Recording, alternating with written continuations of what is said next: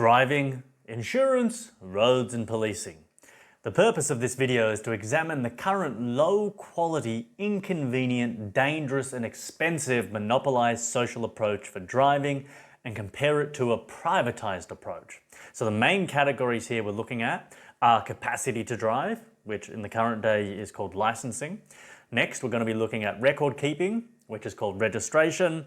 Then we have road building, and we have road safety, which is policing. Currently, when people are becoming licensed, they're trained by a parent. In Australia, we have the L plates. I'm not sure how it works in other countries, but at the age of 16, you are able to get your L plates and you can drive with a parent and they will teach you how to drive. And then at 18, you can go and do your test. The problem with driving with parents is that it's hit and miss. You don't know if the parents are going to be good quality drivers to teach their children or not. It's like, my mum, not a good driver. My dad, excellent driver. Not everyone has a parent that knows how to teach them how to drive well. So that is very circumstantial. Not a great approach, or can definitely be improved. And people can pay for tutoring, which may or may not be very good. So the way people are qualified to drive is they need to pass a test to get a license. They pass a 30-minute test, which hardly tests anyone, and it's made for the lowest common denominator, and it's more about rule adherence than safe driving ability or competence. It has very little to do with actual competence because the monopolised system of licensing isn't aware of what driving competence actually is. All they have is competency to the adherence of the rule system, which is an incompetent rule system. So it's not a good system. And then people have to register with a monopoly. And if you don't understand what a monopoly is, it means some kind of organization that has been established through force and that prevents competition. So that means that the quality goes down, the service goes down, the price goes up, the efficiency goes down. There's nothing ever good about a monopoly. And so it actually doesn't provide any value, these registration companies, Vic Roads or whatever it is in the state or country you're living in. They say they build and maintain the roads with the money that you use to pay for registration, and they might. I mean, there's all these other vectors that the money is coming in from that they charge you from GST and the fuel tax, income tax, council rates and all the fees everywhere. But the thing is, they allow no competition, so naturally the way they build the roads is going to be lower quality and it's going to be more expensive. If you don't have their registration, their policing agents harass you and may even physically assault you, may even kill you. So obviously that is not a good system. That is not conducive to peace and order. That's the exact opposite. So what is a better way? Because the quality of the parents teaching the children is unknown and varies greatly, people would be disincentivized to do this in the beginning because insurance companies wouldn't cover any damages, or they would, but at a much higher fee. So what I'm suggesting here is as soon as one is ready to start learning to drive, typically at the age of 16, they take a course on how to drive. This course will be professional and there will be competing companies or agencies that teach people how to drive. It could be a 1 week, 2 week, 4 weeks course, however long these professional companies decide it needs to take to teach you how to drive properly, respectfully, responsibly and safely. We can only guarantee that it's not going to be 30 minutes. That's the only guarantee we have. It's going to be longer than 30 minutes because that is an absolute joke. It's not even funny that that's the current system.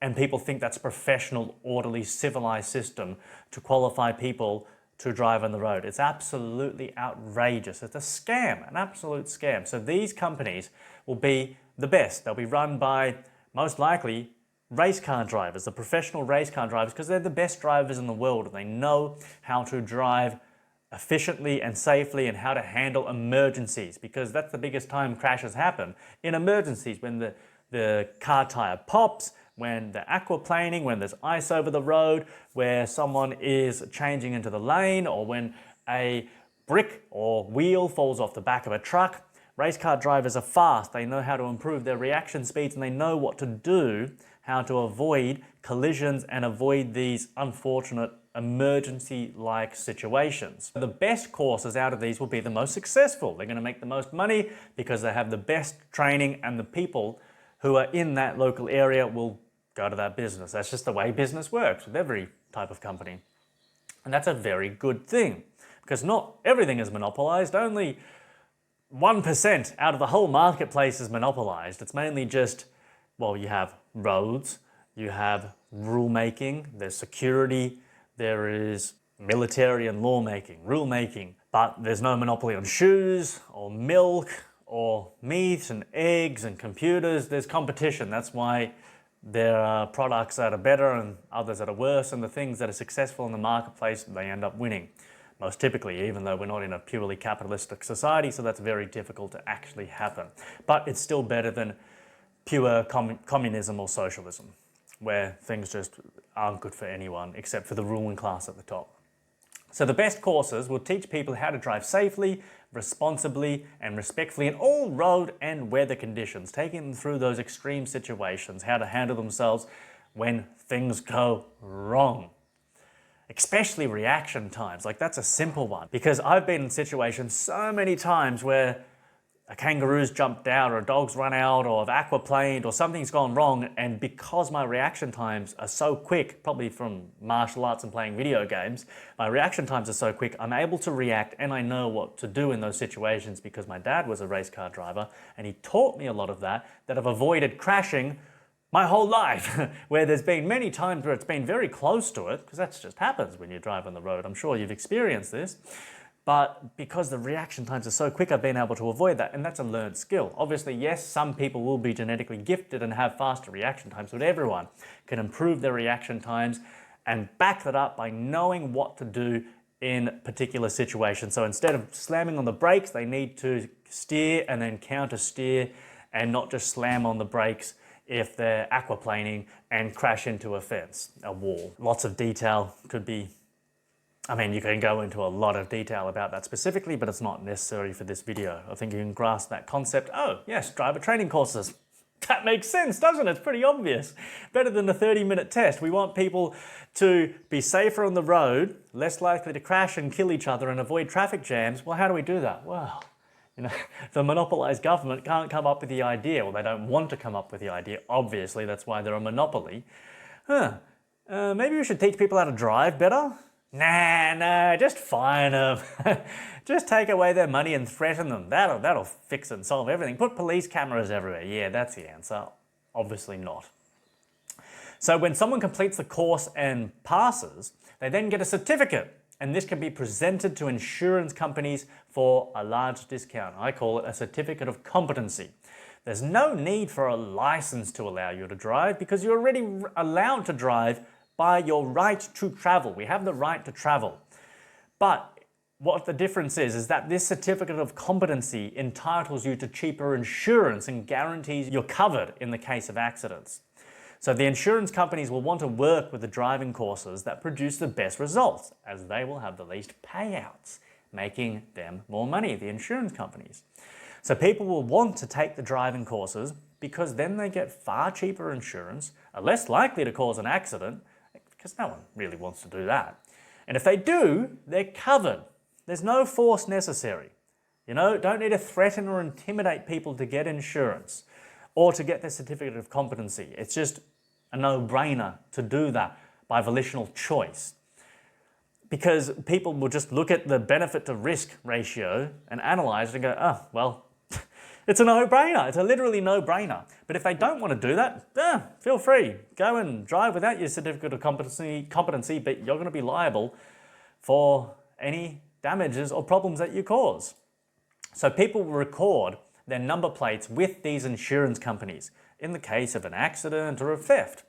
They have the choice who they record their plates and car with, and there is no transfer of ownership like current registration. When you register to Vic Roads or the government, you're essentially giving them ownership of your car, and then they do all this trickery to try and have ownership over you. It's not pretty, it's not a good thing, it's very deceptive, manipulative business practices. It's not mandatory to have plates or insurance. It's just in your own best interest, and anyone with half a brain will just voluntarily choose it. Will some people not do this? Of course. Yes. Does it matter? Not really. It's only if they cause a problem. And if they do cause a problem, they'll be held liable for the damages they cause and will be prosecuted in a private court. So for more information about how that works, see my series Why a Government, or How a Government Should Really Work, Why a Government Can Never Work, and my Private Society series. So there's 3 different playlists on my channel on YouTube you can check out, and it goes into that a lot more detail. How will the roads be built if not by violent extortion? Sorry, I mean tax. Armed robbery, tax. The roads can be privatized. Every road will be owned by someone and can be sold to someone else. Say a big company buys a freeway. They can then charge toll fees, which already happens around the world today, either manually or electronically. I think electronically is much better, so then you don't have people working there, just wasting their lives taking money. Just have the e-tags electronically to do that. Then this covers the cost of the road's construction, maintenance, can even pay for private security policing companies to work on those roads, and provides the company with a profit, of course. In neighbourhoods, like on the streets you live on, there are a few options, and these are just some options I'm aware of. I'm sure there'll be many more. And a good one is to simply have an investor buy the road, say Argyle Street or any bloody street name, and say there's 10 people living on it. Those residents pay a yearly service fee, or it could be monthly or whatever, let's say yearly, and they pay that fee to maintain the upkeep of the road where they live. And sure, some people may not want to pay these fees, but it's going to be the minority, because most people will be happy to pay a small fee to have good quality roads, especially out the front of their house on the street they're going to be driving every day. And if they're not happy, the residents can group together and collectively purchase the road from the current investor. And here's an example. Say if they're all paying $500 per year for their road's upkeep. And so times 10, that's $5,000. Now let's say that Mr. Frederick, who was owning the roads, he wasn't maintaining the road properly, but people were still paying him. And all 10 residents, or even let's just say one of the residents, could be any of them, they weren't happy with the results. So what they can do in that situation is they can offer to buy the road from Mr. Frederick. And let's say they buy it for $50,000 because Frederick says, well, I'm only getting $5,000 a year. I could just sell it for 50. Okay, I'll sell it for 50. Or they negotiate 25 or 100 grand, whatever it is. Now, whoever owns it, if it's that one resident who is not happy with the quality of the road maintenance, or all 10 of them grouped together, they can charge the road fees to the residents. Or they could put a toll at the entry and exit points on the road to cover the costs. It could be electronic, it could be manually operated. Obviously, yeah, you don't want them manually operated because that's pretty archaic and barbaric, really. You have to go through the toll gates and the boom gates, the turnpikes. I mean, that's what was used in the past, but that's a pain for you, the driver. It's a pain for the people working there because it's a lifeless kind of job. So electronic is just better. Or perhaps all 10 residents could chip in equally and sign a document for equal ownership, like shares in the road, and they don't pay any yearly standardized fees, but they agree to equally pay whenever there are any damages to repair. If one person leaves and someone new moves onto the street, then we'll have to sign this document and agree to the terms of the road use. There are lots of ways this can work that are efficient, reliable, and cheap. Well, I should say more efficient than the current system, because the government and council, they let roads fall out of maintenance very often, and they take a long time to come and repair it. They're quite unreliable when they do that. And they charge way too much money because they've got no competition. They can charge whatever they want. Some people think driving on roads is free. It's like, I'm not even going to go into that because that's just a silly thing to think. It just shows you're not thinking. So this same strategy can be used for freeways, roads in the middle of streets that are already built, and it can be used just the same principles are applicable for all current roads in all types of zones, and for new roads, new tunnels, new bridges, everything. Privatize it all. Some roads will be free as the investors want you to use them so you can go to their businesses. Or it can make an area more attractive. Just like how many private shopping malls or supermarkets with large car parks allow free parking, as it incentivizes you to come and spend money. Some roads would have tolls, some would be with membership fees, some roads would be owned by a single man, some by companies, or some by a collection of residents. Some owners may do it for profit, others just for reliable access to their homes.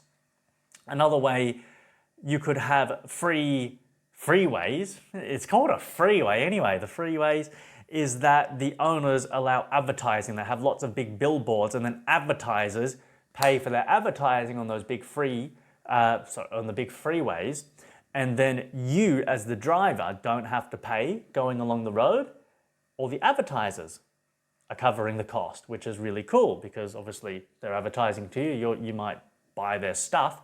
I saw this a lot in Las Vegas actually, I saw a lot of it there. I think this is more common in America. But in Las Vegas especially, I just remember seeing lawyers like, it was Las Vegas. They just want to sue everyone. It's like a different lawyer's agency advertised on a huge billboard every 50 meters. It's just quite funny. So in all the situations, right, you only pay for the roads you use, not the ones you don't use. Because of competition and the ability for roads to transfer ownership, the quality is always going to be higher. New roads that are built are going to last longer and they're going to be stronger because the people who own those roads want to make the most money. They want the most profit. If they're constantly paying for repair or maintenance, well, then they're losing money. But if they buy better quality roads and look into and invest in new materials, like say recycled plastic roads, they could build the roads for a lot cheaper. And there are these recycled plastic roads in, I think it was in the Netherlands. And I've got a playlist about roads and stuff I can put in the description here. I highly recommend you check that out. Super cool. They're going to be stronger, they're going to last longer, the investors are going to make more money, and then ultimately they could even lower the prices as well because they don't need to spend so much money on maintenance, so it can work better for everyone. They can ultimately get more profit and they could charge lower fees, because if they didn't, then someone else is going to come in and buy it and then charge lower fees. That's just what competition, that's what capitalism does.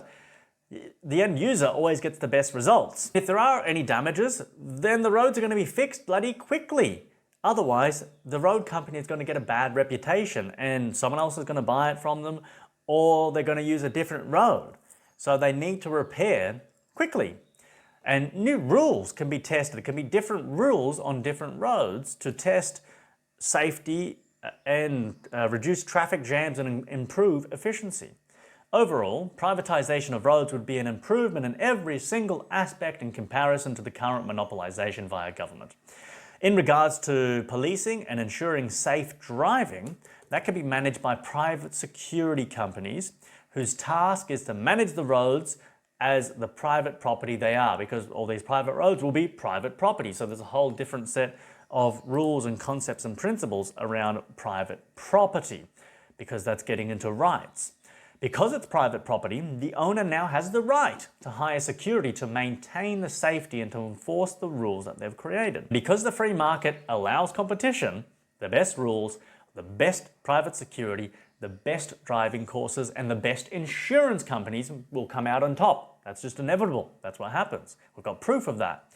The current monopoly pays for the roads via fuel tax, GST, income tax, registration fees, licensing fees, and that's just for starters. In comparison, a privatized system, you'll only pay directly for what you use at the cheapest rate because of competition, and you will get the highest quality because of competition. If someone else can do it better and cheaper, they will, as you're more likely to pay them compared to someone else who's going to do a worse job and charge you more for it. So to summarize a hypothetical example, when you turn 16, you go get your certificate of competency to be able to start driving with your parents. Your parents pay the best company in the area to train you, then present that certificate to the best insurance company they can find with the best rates. The insurance company records the parent's car in their system, so there is a public record of who owns the car. You as a 16-year-old and your parents are now covered in the case of accidents. Your parents teach you until you turn 18. So they're training you, but you've already got this professional standardized training, and then that's just the icing on the cake now with your parents teaching you. You don't want to just have parents teaching without that certificate of competency. I mean, sure you can do that, but it's just not in the best interests of anyone. So then, once you turn 18, or whatever age people agree upon on the local areas, you go get your car and your own car, and then you use your certificate of insurance, your certificate of competency you already have to insure yourself, and you start driving. Wherever you drive, you adhere to the private owner's rules and you pay the fee.